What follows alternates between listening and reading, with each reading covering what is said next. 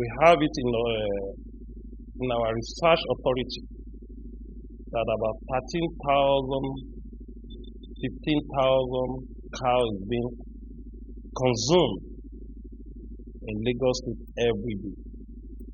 In total, in the entire Southwest, it's about 25 cows. And averagely, cow alone, the Southwest will buy nothing less than 5 to 6 billion naira. Not talking of ram, not talking of sheep, not talking of goats, and not even talking about perishable goods. So definitely we are consuming not less than 8 billion naira every day. We are potential economy for the so-called businessmen that are involved in the North. And for them to now decide to block those goods coming to the Southwest give us a serious concern, and it's a very good signal. And at the same time, it's a wake-up call for the leaders, the governors, the stakeholders of the Southwest. They have their own prerogative to stop those groups. When I read it in the news yesterday that they have agreed to bring that goods to Yoruba land, I was laughing. Because we can adjust on all those goods within a 1 year, and we produce our own, and to the extent that we produce excess that we send to many countries outside Nigeria. And we are working on the issue of insecurity. Today is not a discussion of much about security aspect. Because if you don't say anything about it, people will say, how can we go to power without security? We are trying to create different layers. The governmental effort and non-governmental efforts. The government has started mapping strategy. We created an outfit, security outfit, Amotekun, and we realized that if the strength of the Amotekun cannot complement the effort of the security agencies of the government, we are trying to bring all the security relevant groups on board to back them up on code Southwest security stakeholder groups, which we have brought the hunters, the OPC, Vigilante, and the Abekoya, and other groups. And we will showcase some of the leaders of this group on the 17th when we have our Yoruba conference on the 17th of this month. And we are asking our leaders, the leader of socio-cultural group, because those are the places that you see the Yoruba leaders to come together and join us in that conference with our obas and the opinion holders in the Yoruba land and all stakeholders in Yoruba land, the governors, other people that matters to be in this conference, so that we can discuss way forward about our economy and agriculture. Because when you are talking of about our economy and security, when you are talking of security, when you don't have a buoyant economy, it's a security threat. So we can discuss a lot and break into different committees, so that after that conference, a lot of things can be done to make sure we reduce insecurity and have a very good economy in the Southwest.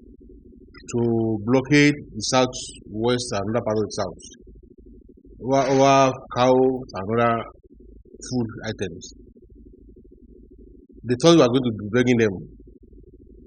We had no business breaking them. Because food security has always been our forte. It is they who are causing crisis on our land that have made food security a problem for us.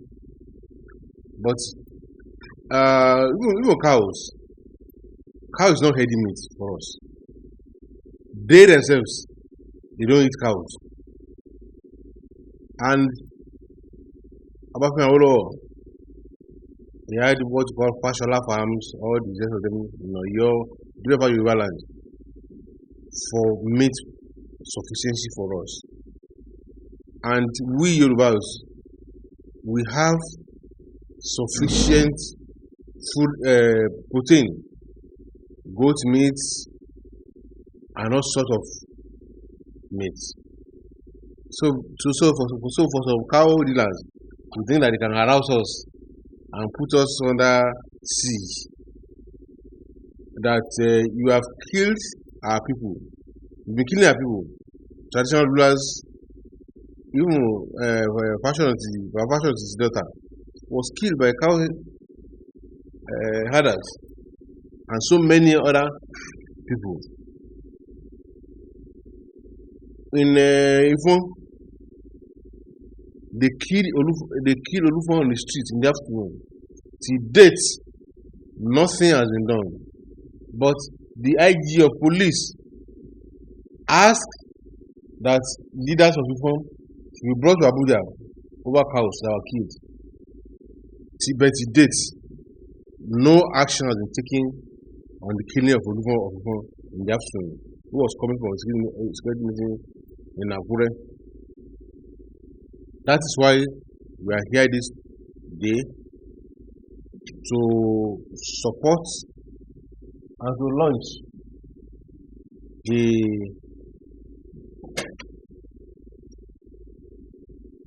cow boycott.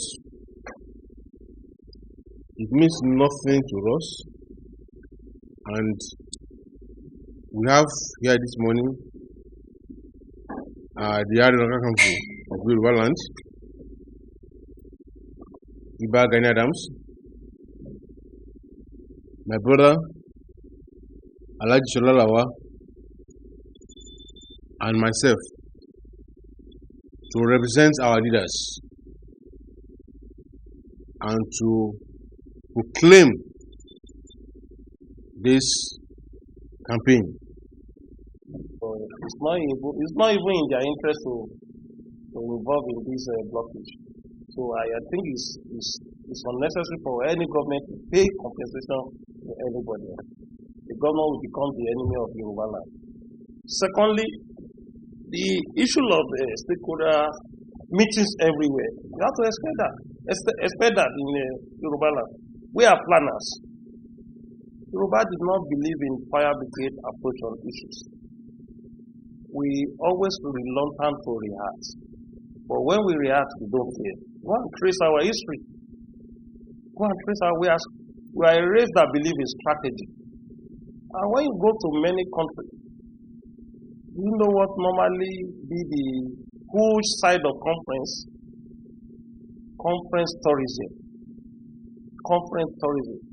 And from conference tourism, you invent things that event will now turn to technology. From the conference tourism, you generated policy that will make that nation a great nation. When you don't have series of meetings, will you just go and jump to issue of security without brainstorming? And brainstorming brings good thing at the end of the day. Even when God wanted to create earth, he said, a human being, he called the angels. Let's come together and create human being on our own image. God called a conference meeting with the spirit by then. So when you are talking of the issue of security, the first thing you have to do, many meetings will be happening in different places. Ideas, strategy, by then you will discover a lot of potentials. Although you will see some people that was highly deceitful in the process, but you will see the real and genuine people in the process. And when you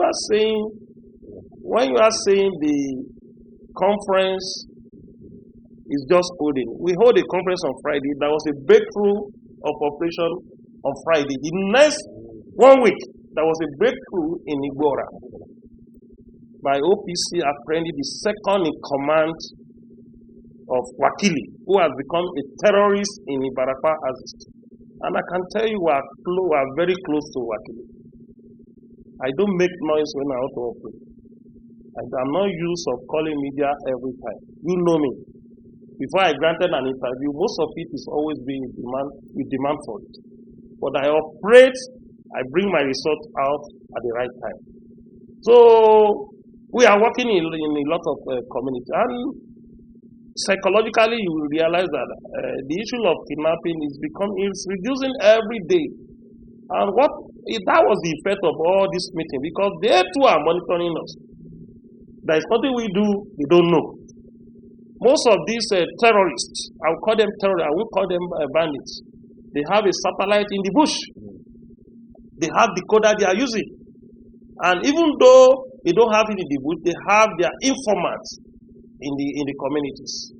So definitely the conferences is as a result of show of strength. And to show them we are preparing. And to tell the whole world that we are not ready to take law into our hands. Because we know that what is happening have the backing of the states, especially federal government. Because the report we are getting now, the police are trying to frustrate Amotekun. In your state alone, the police have arrested nothing less than 30 Amotekun and detained them, and the governor is helpless. Even in the Shasha incident, the 7 people they are taking to court, there are no one single Hausa person out of them. They are all Yorubas. How can you defend yourself in your own community and you now become a criminal suspect? And you can imagine where our government are not responsive on these issues. So we are calling on your state government to act on this issue as a matter of fact. Even though it doesn't have the chief security officer as a governor, he's in charge as a governor. How can a crisis happen in a community and all suspect is only one side? There's no any outside planning that was taken to court. And the report we got in the Ogbomoso is very, very alarming. There was a DPO that anything that happened within Yoruba and Fulani, we took Yoruba for that charges. He charged Yoruba to the court. And our Oba should rise to this issue, not only the governor. We can't be intimidated in our region. I have never had the history of any Yoruba creating nuisance in the north. I've never had the history of any Yoruba kidnapping a northerners. I've never had any Yoruba kidnapping in the southeast or south. So why are we in this mess? Why are we becoming cowards in our region? It has never been part of our history. And I'm appealing to the leaders who have the power of authority. Anything that happened through your lifetime or your tenure in power will be a sort of history at the end of the day. We are playing our own role now. 3 of us here, we are not collecting salary. We are not being paid for what we are doing. But they are being paid as a chief security officer. They have a security boat, but we are trying to assist them that they can't do it alone. So definitely, conference is part of war. When there is no conference, there will not be a strategy, there will not be a task, there will not be information, there will not be a resourceful person. So without conference, without meeting, there is no way you can win a war. Yeah. That was part of the pressure that is coming. When you watch some of my interview, the one in Yoruba content and Alaro, I said that we can't fold our hands when these criminals show more than 200 AK-47 and ammunition in buses, in different buses, in video to us. We can't fold our hands. They have shown to us that there's a war. And anybody that says there's no war in Nigeria is deceiving himself. If the federal government can prove that there is no flying zone in Zamfara, that was a statement of war. No flying zone. When you have some state in Nigeria that you can't fly in that territory, that's a sign of war. So when the drum of war is being beaten, you have to prepare yourself. We are not saying we want war. We are not saying we want to fight war. But one of the important laws in heaven is self-defense. And I can tell you authoritatively that what the commander-in-chief said is in order. That any person with AK-47 in the bush should be shot by the security agency. That will send a signal to those people, maybe they are from Nigeria or they came from Mali or other countries, that they don't have the audacity to carry AK-47 in the bush. As a herders, you can defend yourself. We know that they carry daggers and machetes when they are in the bush, which is still in order. Because when you are in the bush, that you get to some places, you want to cause some plan to move. It's still in order, but talking of a gun, without even being licensed, it's a security threat. If you allow an herders to carry AK-47, you have to allow our farmer to carry AK-47. Because it's almost the same profession, all in the line of agricultural. It was about 1 trillion plus. Imagine Lagos State injects just 15% of their budget into agriculture. We know Lagos State did not have land, but they can acquire land in the remaining 5 states. Your state can give them up to 10,000 acres. And the 10,000 acres is about 3 communities. And different agricultural content will be planted in that 10,000 acres. Ekiti State is one of the most fertile land in, not even in southwest, the entire Nigeria. Ekiti State have more land. They can give them up to 10,000 acres. Likewise in Ondo, likewise in Osun, likewise in Ogun. Because Lagos State have more resources, they can invest on agriculture in other states. And all these remaining states, the budget of Ekiti is almost 100 billion this year. If the Ekiti State injected 15 billion into agriculture, you know what it means. And on those states with 15%, or just say with 15%, and Ogun State with 15%. And they will create ranch all over. They will create ranch. Like a Botswana system. We can bring expatriate from Botswana or South Africa. When Saraki was the governor of Kwara State, he bought an expatriate from South Africa. They have a very large farm for Kwara State government. But some of our politicians thought, I may not spend up to 8 years in power. Why should I invest for another generation, another leader that is coming? If you are thinking like that, you are not building a nation, and you are not building a very good economy for your state, and you are not laying legacy. I have one of my friends, I won't mention his name. He was a former local government chairman. The man sat with me when we are going to the various ceremony of the father of an Afenifere shifted. We were going there. We passed through Igbotako. Before getting to Igbotako, we saw a palm kernel plantation and cocoa plantation in left and right of the road. And now ask my friend, you are a politician, what's wrong with you people? Why can't you do this thing? You know the question, the reply? He said that if I'm a chairman of local government or a state governor, if I planted 4 years, before we got to a stage of getting the reward, I will leave power. Another person, I said, look, that's a very bad thing. Look at what our government have done in the 50s, and people in this area are enjoying it now. And people are mentioning our legacy every day, just because of the sacrifice. You don't want to sacrifice for your nation, and you want to make name. So I will appeal to our governor, because if we continue saying the blockade did not mean anything, and we didn't prepare, that means we don't know what we are doing. And when we invest on agriculture, most of our youth are becoming secret court area boys. We go into the system and collect salary, make money. We have a lot of youth in Lagos State that they don't have anything they are doing. They will go back to their community. Lagos is becoming too congested. About 70% of the youth in Lagos State don't have jobs.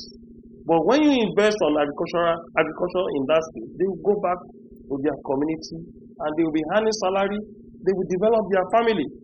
And the issue of insecurity will reduce. When there is no food security, when there is no shelter, when there is no job, you are building more criminals. You are breeding criminals. So definitely it will help us a lot. The Northerners did not have a blame when they were dissipating their efforts to build the agricultural sector. Our people are concentrating on just a road and borehole, which is supposed to be a job of the local government chairman. And our government even publicized this as one of their achievements. And these people were concentrating on agriculture.